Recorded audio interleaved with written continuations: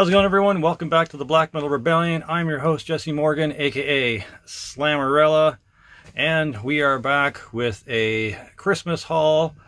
I don't know how I feel about them. It seems very consumerist. I'm not Christian, and I don't really celebrate Christmas, but, you know, for the kids' sake, we still do the tradition of setting up a Christmas tree and buying presents and wrapping them and opening one on Christmas Eve and opening the rest on Christmas Day. So here we go, a consumerist Christmas haul from the Black Metal Rebellion. However you want to see that is fine to me. I totally understand if it's ridiculous or cringy, but we're doing it because I got some stuff and I want to show you guys. So, you know, it's fine if you click off after the music. I know we're only here for the music. Half of you people watch for the tunes. So once I'm done the fourth CD, you feel free to skip. But if, you know, you're interested to see what else I got, stick around and I'll show you a bunch of stuff. So, all right. First up is the latest album from AC/DC called Power Up. And that was released in 2020. It is their 17th album. Besides this, they also have 16 other albums. They started in 1973, and they are a hard rock band from Australia. This album specifically is a run-of-the-mill AC/DC album. Definitely sounds like their post Back in Black stuff, and even post Stiff Upper Lip stuff. I'd say it's probably a 7.5 out of 10 AC/DC album for me. I really can't complain too much. There's the inside of this weird panoramic shot of the band. The best tracks on here are Kick You When You're Down, Code Red, Systems Down, and possibly Shot in Dark. I know they got probably a video for Through the Mists of Time, I think. I'm not sure. I feel like they do, though. But yeah, this is an okay AC/DC album. It definitely has their more modern-ish feel with a more refined, produced sound going on. So yeah, if you're hesitant on picking up Power Up for whatever reason, don't. It's just as good as anything from Stiff Upper Lip to Rock or Bust or anything like that.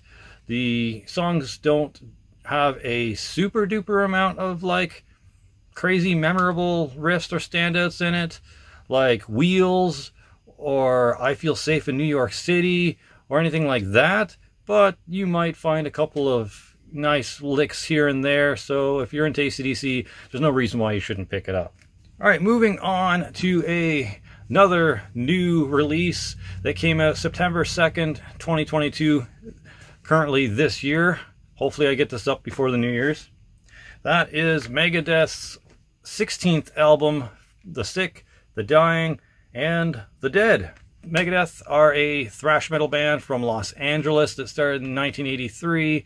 They have one EP, an amazing EP, Hidden Treasures, and 15 other albums.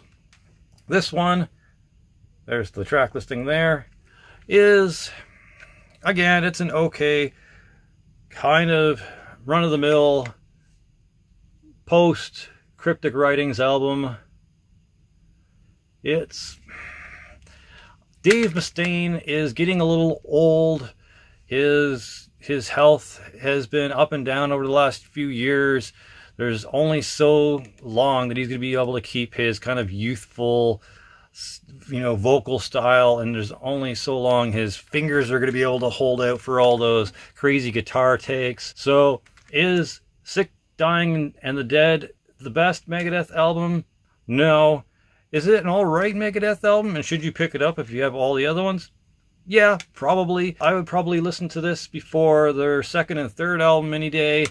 I would probably listen to this before Risk. I would probably listen to this possibly before Super Collider. So it is above a couple of their lesser great albums in my opinion. The Sick, the Dying, and the Dead is something worth picking up, even if it's not something like The System Has Failed or United Abominations. But it is a an all-right, worth picking up type of Megadeth album post Cryptic Writings and all that stuff. So again, not going to be the fastest, craziest riffs. They probably are going to get arthritis in their hands and shit like that. So you're not going to be getting like prime Megadeth. That ship has already sailed. I still enjoy it for what it is. My favorite tracks on here are Dogs of Chernobyl. Celebutant ended up being really, really good. We'll Be Back's pretty good. Killing Time's okay. Mission to Mars is kind of weird. Soldier On is eh. Junkies eh. Yep, it's an alright album. Okay, moving on to something I was really hyped to check out, but isn't really that great in my opinion. We're going on to an album that was released October 7th, and that is the 9th album by Wednesday 13, entitled Horrifier. And it is a horrifyingly average album. The riffs in here aren't as memorable as stuff from Necrophase or Condolences or anything like that. You got a bunch of recycled stuff from other albums on here, riff-wise, and even a little bit watered-down versions of them. It's a shame that this album costs like basically 25 bucks on Amazon, because if I had known it sounded like this beforehand, I wanted to go in blind. I don't know, I would probably have been waiting until it went on sale. But yeah, unfortunately, the album is not as memorable or as catchy as I was hoping for. They did try to go a little bit harder, like heavier than Necrophase, but in doing so, they kind of lost some of their uniqueness, and they're kind of just treading old water. Unfortunately, I can't say too much great about this album. I'd say it's a 5 out of 10, maybe a 4.5 out of 10 if I had to rate this thing. Although, I will say, if you do like Wednesday 13 and you just want something that sounds like that in the background, you could probably throw this on and not hate it too badly. But if you don't know who Wednesday 13 are, you A, haven't been watching this channel for very long, and B, should know that they are a horror metal / horror punk band out of North Carolina, USA, that started in 2004. This project was started after, I believe, after the Murder Dolls, but don't quote me. Wednesday 13 is also in the Murder Dolls. They also have a couple of albums released under Frankenstein, Drag Queens from Planet 13, and a couple of demos from Maniac Spider Trash. I really enjoyed Maniac Spider Trash. It's a very stripped down, kind of weird horror punk with definitely, you know, signs of later Wednesday 13 and Frankenstein Drag Queen elements in it. Definitely go check out their Dumpster Mummies demo EP. That one's pretty cool. Happy Murder Fairy Tales is okay, but definitely check out their Dumpster Mummies demo. Besides this, Wednesday 13 also has 8 other Wednesday 13 solo albums and 4 EPs if you're interested. Sadly, this one's not the greatest, unfortunately. However, being collector scum, I'm happy to have it in my collection. Alright, and the last CD in this Christmas haul is the new album by Disturbed that was released November 18th this year. It is their 8th album, and if for whatever reason you don't know, Disturbed are a kind of nu metal band from Illinois, USA that started in 1994. They have 7 other albums besides this, and a pretty cool kind of compilation B-sides / rarities album called The Lost Children that came out in 2011. Highly recommend that if you don't have it in your collection, if you're a Disturbed fan at all. Now, I only heard, I think, 2 tracks off of this before I decided that I wanted it in my collection. Hey You, which is an awful, awful cringy title for the song. I feel like they could have called it something better. Same with Bad Man. The song itself is alright, but the name Bad Man for a song title is eh, and kind of cringy. And all I hear whenever he says it in the song, I hear Batman.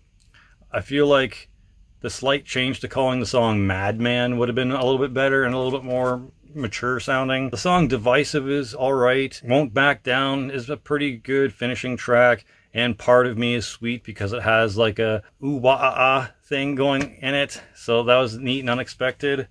But other than that, this kind of seems like maybe some B-sides to their Evolution album. They do get a little heavier in this one here and there, but I feel like the more memorable tracks are definitely on Evolution, but also the first 3 tracks on here, Hey You, Bad Man, Divisive, is pretty good minus the song titles. And it's a very, very preachy. They're still talking about how basically people are treating each other like shit and how humanity's awful and the world's going to hell and people need to like better themselves. And yeah, it's a very not SJW album, but it's a very whiny, preachy kind of like meta album and talking about internet problems and social problems and stuff like that. So if you don't like that kind of messaging or lyrics, this really won't be for you. But I enjoy it for what it is. I'll always probably collect whatever I can from Disturbed, and honestly, it was probably the better of the 4 albums that I just shown. I'd say the Megadeth, this, AC/DC, and then the Wednesday 13 is how I'd order it from like best to worst. But yeah, happy to have this in my collection. We'll probably always pick up Disturbed unless it becomes absolutely just terrible. So yeah. All right, that is it for the music and CDs. I'm going to be showing off a bunch of like DVDs and seasons and stuff. So if you don't care about that, feel free to click off. But before you go, this was also a present. This shirt, some weeb shit here. I got Itachi Uchiha from Naruto. And this maroon mahogany hoodie pullover. Very warm, very nice and comfy for the season. Figured I'd show that off. And if you will, stick around. I've got a bunch of DVDs to show off. Alright, so I will show these off pretty quickly because I'm not going to talk about them. I got a bunch of Tony Jaa films. I got his very first film ever, Spirited Killer. And they promote it by saying, the dude from Ong Bak. So if you like Ong Bak, there you go. And here's a picture of him from Ong Bak. And he doesn't look like that in this movie, so hopefully that'll inspire you to pick it up. I got this from a Canadian seller on eBay, so it didn't take too long to get to me, so pretty cool. We'll have to check that out. Haven't checked it out yet. Basically all of these, I've only seen the last one I'm going to show, but the rest of them are like early rare Tony Jaa. So yep, Spirited Killer.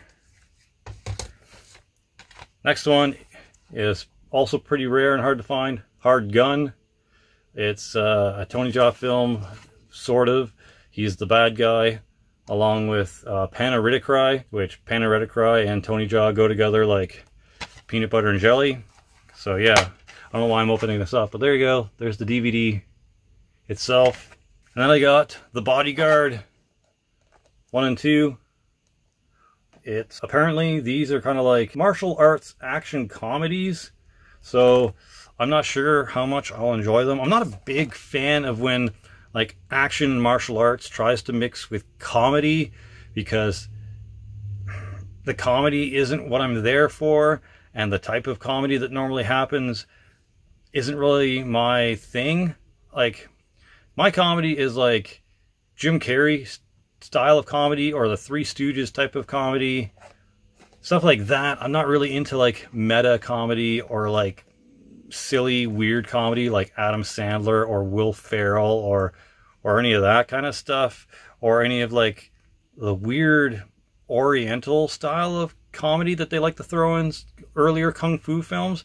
That comedy just really doesn't work for me, so I'll probably find it cringe. Hopefully it's not that style, and hopefully Tony Jaa can change my mind on martial arts and comedy being mixed together. And you're probably going to say to yourself, but Jesse, don't you like Jackie Chan films? Don't you like their kind of comedy? Yeah-ish. I'm more watching Jackie Chan for the stunts and the martial arts, not really for the comedy. Yeah, so anyways, Bodyguard 1 and 2 from Tony Jaa. Not the easiest to pick up. All of these, again, I'm pretty sure I found on eBay from a Canadian seller, again, which makes it nice and easy to pick up and doesn't take too long to get to me. I feel like I'm really short here. What is going on? Let's bring that down a bit. And the last Tony Jaa film that I have here, but it's like Tony Jaa Iko Uwe, not Iko Uwais, Iko Uwe. You don't pronounce the S. I'm looking at you, martial arts film freak. And that also has Tiger Chen, Michael Jai White, Scott Adkins. Yeah, it's got a lot of really cool, hard-hitting characters in here. So this one I have seen on Netflix, Triple Threat.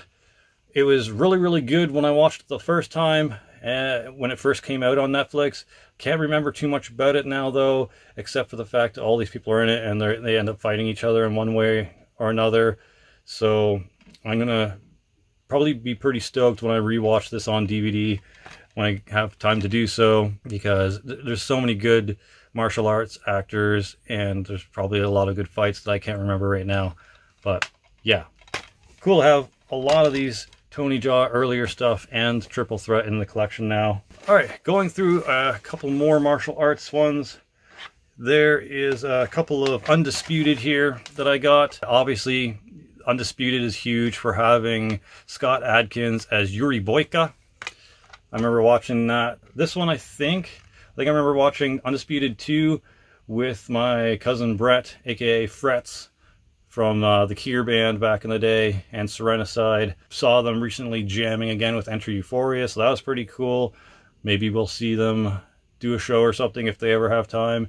But yeah, really cool to get a copy of Undisputed 2 on here with Michael Jai White and Scott Adkins.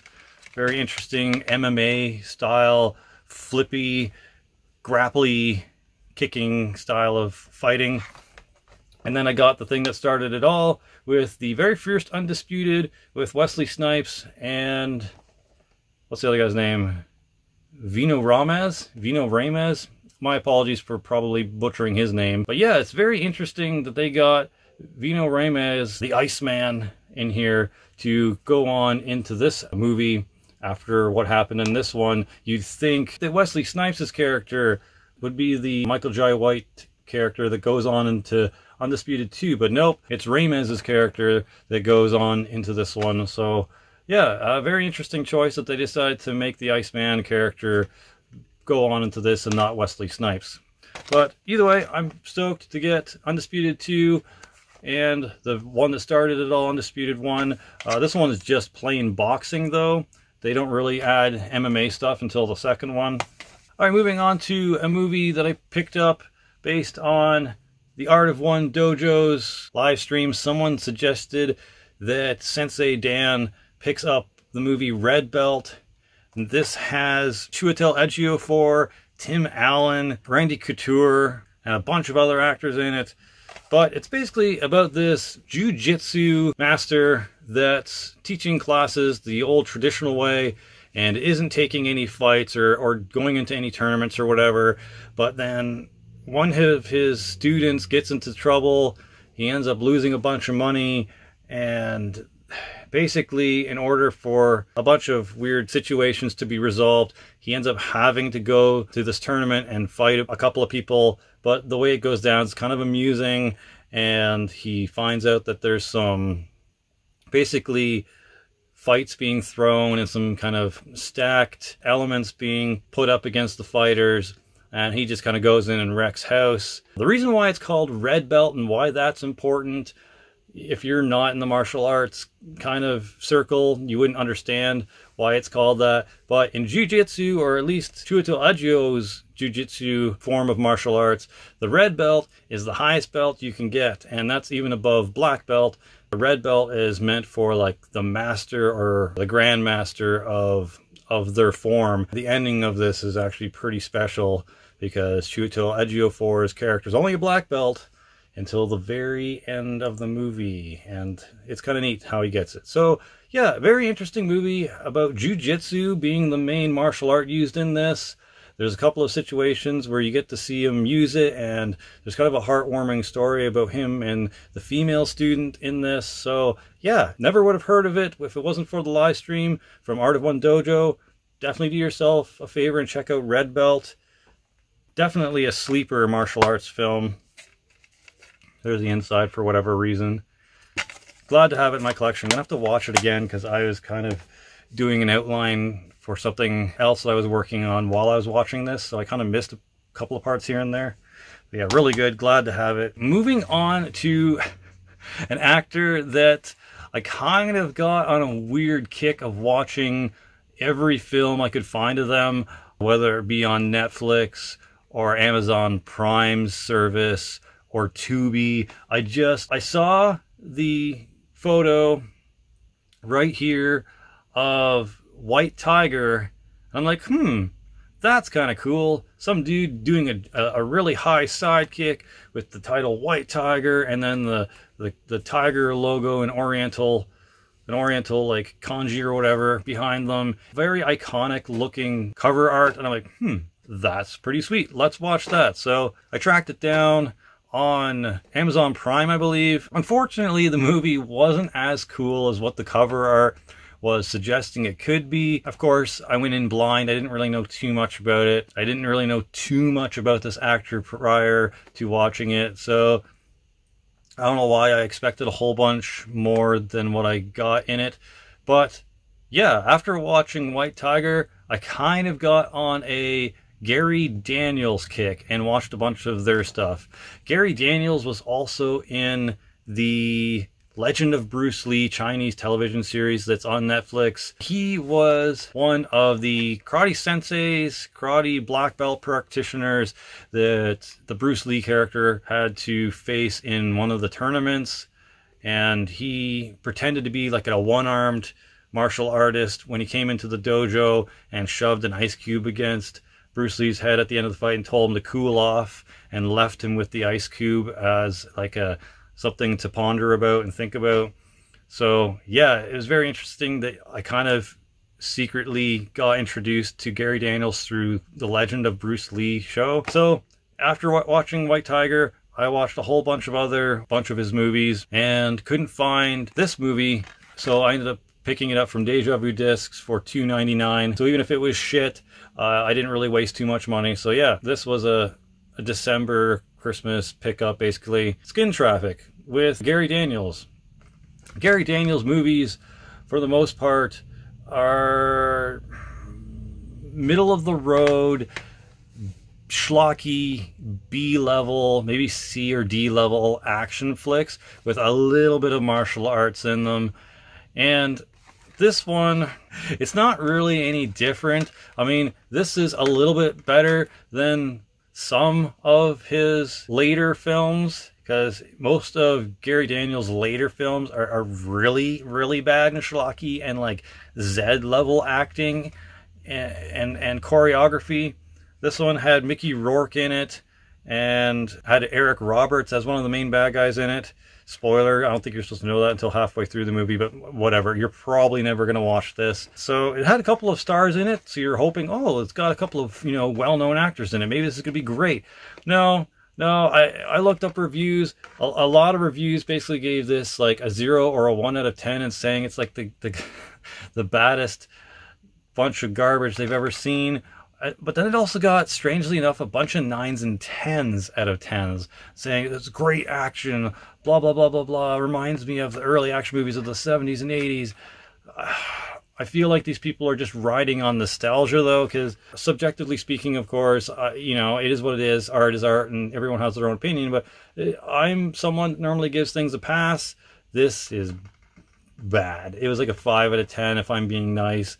But again, glad that I didn't spend too much money on it. And Gary Daniels is a very interesting niche actor to check out if you're into action and martial arts. He's not even the Kirkland brand Van Damme. He's like the Dollar Tree or Dollarama brand version of Van Damme. It's not the greatest, but I'm happy to have at least been able to check it out for $3. The last two martial arts films that I have in this collection here, Christmas haul, before I move on to some weeb shit, some nerdy stuff. So, I like The Matrix. I'm unabashedly a Keanu Reeves fan. I liked all of The Matrix video games, all of the tie-in anime stuff. All 3 movies were great. So, of course, I had to pick of Resurrections. And I mean, it was good. I enjoy it. It was probably the best after the first two Matrixes movies. You know, the third one's not the greatest. It has a couple of really cool parts in it, but yeah, if you want a good Matrix film, you're going to watch the first one, and that's probably where you stop. The second one has some cool fights in it and whatever. This one has an interesting plot to it.